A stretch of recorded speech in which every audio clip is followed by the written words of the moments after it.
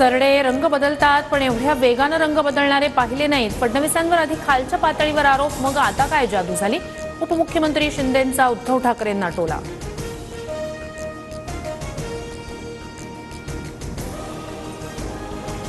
बीड जिल्हा पुन्हा हादरला. परळीच्या सौदानाचे सरपंच अभिमन्यू क्षीरसागर यांचा अपघाती मृत्यू.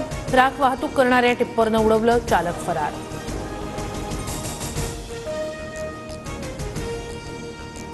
परळीत अवैध वाहतूक सुरूच. बेडघर नावाच्या राख माफियाच्या टिप्परकडून सरपंच क्षीरसागर यांच्या गाडीला धडक.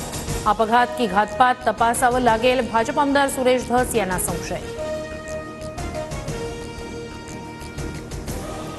सौंदाना गावच्या सरपंचाचा मृत्यू अपघाती नाही, हत्याच.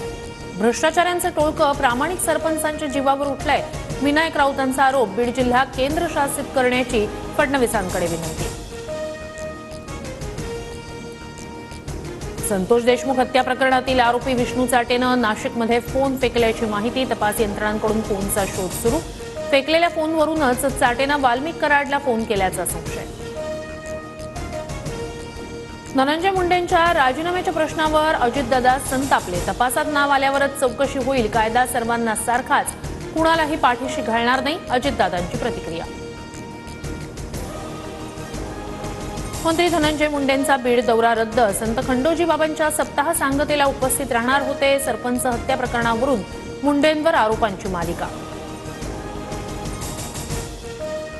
कृषी मंत्री जवळचे आहेत, अनुदान मिळवून देतो. वाल्मिक कराडने 140 ऊस यंत्र मालकांची 11 कोटींची फसवणूक केल्याचा आरोप. गुन्हा दाखल करण्यासाठी शेतकरी पोलीस ठाण्यात.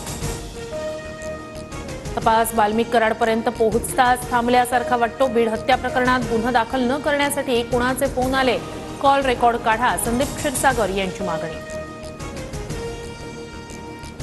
सरपंच संतोष देशमुख हत्येप्रकरणी मस्साजोग गावातील ग्रामस्थांची आज बैठक. एक आरोपी अटक न झाल्यानं ग्रामस्थ पुन्हा आंदोलनाच्या पावित्र्यात.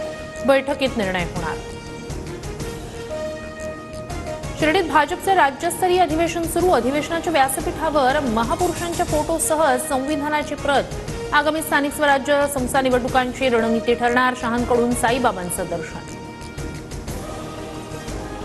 काँग्रेस नेत्यांनी ऐकून घेण्याची सवय ठेवावी. आघाडी तुटली असं म्हणालो नाही, फक्त कार्यकर्त्यांची भूमिका मांडली.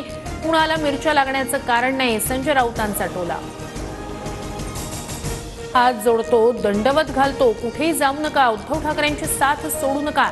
व्यासपीठावरून दंडवत घालत खैरेंचं कार्यकर्त्यांना आवाहन.